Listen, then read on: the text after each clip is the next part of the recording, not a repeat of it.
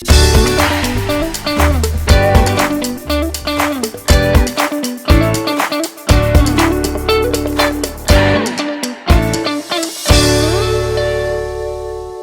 9. How I attracted to myself $20,000. In the laboratory of experience in which my newly revealed relation to divine operation was to be tested, the first problem was a financial one. My income was a stipulated one, quite enough for my everyday needs. But it did not seem sufficient to enable me to go comfortably to England where Troward lived, and remain for an indefinite period to study with so great a teacher as he must be. So before inquiring whether Troward took pupils or whether I would be eligible in case he did, I began to use the paragraph I had memorized. Daily, in fact, almost hourly, the words were in my mind. My mind is a center of divine operation, and divine operation means expansion into something better than has gone before. From the Edinburgh lectures I had read something about the law of attraction, and from the chapter of causes and conditions I had gleaned a vague idea of visualizing. So every night, before going to sleep, I made a mental picture of the desired $20,000.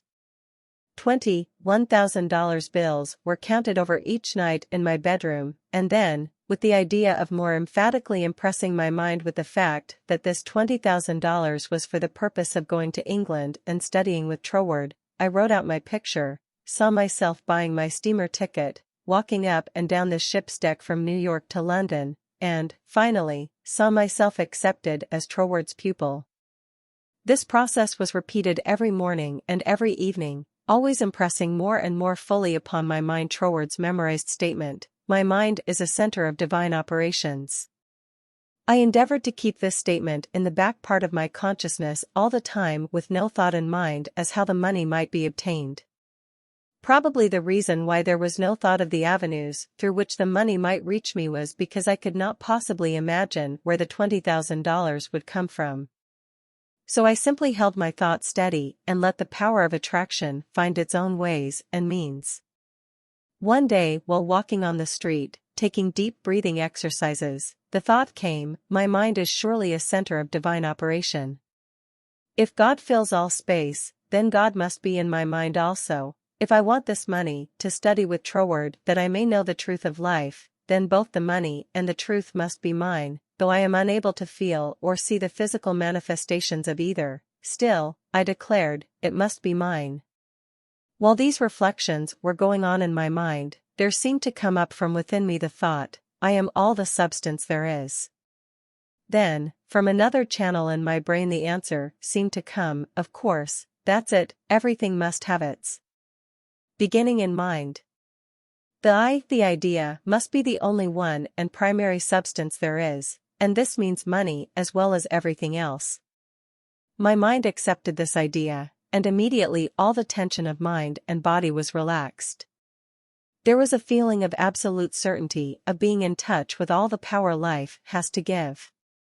All thought of money, teacher, or even my own personality, vanished in the great wave of joy which swept over my entire being. I walked on and on with this feeling of joy steadily increasing and expanding until everything about me seemed aglow with resplendent light. Every person I passed was illuminated as I was. All consciousness of personality had disappeared, and in its place there came that great and almost overwhelming sense of joy and contentment. That night when I made my picture of the $20,000, it was with an entirely changed aspect. On previous occasions, when making my mental picture, I had felt that I was waking up something within myself. This time there was no sensation of effort. I simply counted over the $20,000. Then, in a most unexpected manner, from a source of which I had no consciousness at the time, there seemed to open a possible avenue through which the money might reach me. At first it took great effort not to be excited. It all seemed so wonderful, so glorious to be in touch with supply. But had not Troward cautioned his readers to keep all excitement out of their minds in the first flush of realization of union with infinite supply, and to treat this fact as a perfectly natural result that had been reached through our demand? This was even more difficult for me than it was to hold the thought that all the substance there is, idea, am the beginning of all form, visible or invisible. Just as soon as there appeared a circumstance which indicated the direction through which the $20,000 might come, I not only made a supreme effort to regard the indicated direction calmly as the first sprout of the seed I had sown in the absolute, but left no stone unturned to follow up that direction by fulfilling my part. By so doing, one circumstance seemed naturally to lead to another, until, step by step, my desired $20,000 was secured.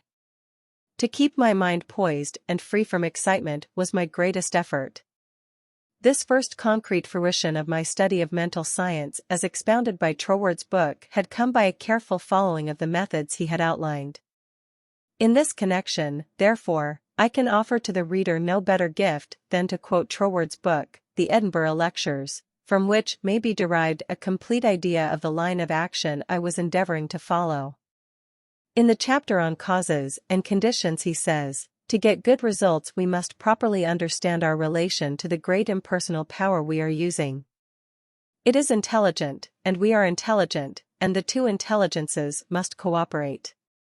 We must not fly in the face of the law expecting it to do for us what it can only do through us, and we must therefore use our intelligence with the knowledge that it is acting as the instrument of a greater intelligence, and because we have this knowledge we may and should cease from all anxiety as to the final result. In actual practice, we must first form the ideal conception of our object with the definite intention of impressing it upon the universal mind. It is this thought that takes such thought out of the region of mere casual fancies, and then affirm that our knowledge of the law is sufficient reason for a calm expectation of a corresponding result, and that therefore all necessary conditions will come to us in due order. We can then turn to the affairs of our daily life with the calm assurance that the initial conditions are either there already or will soon come into view. If we do not at once see them, let us rest content with the knowledge that the spiritual prototype is already in existence and wait till some circumstance pointing in the desired direction begins to show itself. It may be a very small circumstance, but it is the direction and not the magnitude that is to be taken into consideration. As soon as we see it we should regard it as the first sprouting of the seed sown in the absolute, and do calmly, and without excitement, whatever the circumstances seem to require, and then later on we shall see that this doing will in turn lead to a further circumstance in the same direction, until we find ourselves conducted, step by step, to the accomplishment of our object. In this way, the understanding of the great principle of the law of supply will, by repeated experiences, deliver us more and more completely out of the region of anxious thought and toilsome labor and bring us into a new world where the useful employment of all our powers, whether mental or physical, will only be an unfolding of our individuality upon the lines of its own nature, and therefore a perpetual source of health and happiness, a sufficient inducement, surely, to the careful study of the laws governing the relation between the individual and the universal mind. To my mind, then as now, this quotation outlines the core and center of the method and manner of approach necessary for coming in touch with infinite supply. At least it, together with the previously quoted statement, my mind is a center of divine operation, etc., constituted the only apparent means of attracting to myself the $20,000. My constant endeavor to get into the spirit of these statements, and to attract to myself this needed sum, was about 6 weeks, at the end of which time I had in my bank the required $20,000. This could be made into a long story, giving all the details, but the facts, as already narrated, will give you a definite idea of the magnetic condition of my mind while the $20,000 was finding its way to me. Thank you for listening. If you found value in this reading, please subscribe, like, share, comment and join my Patreon page.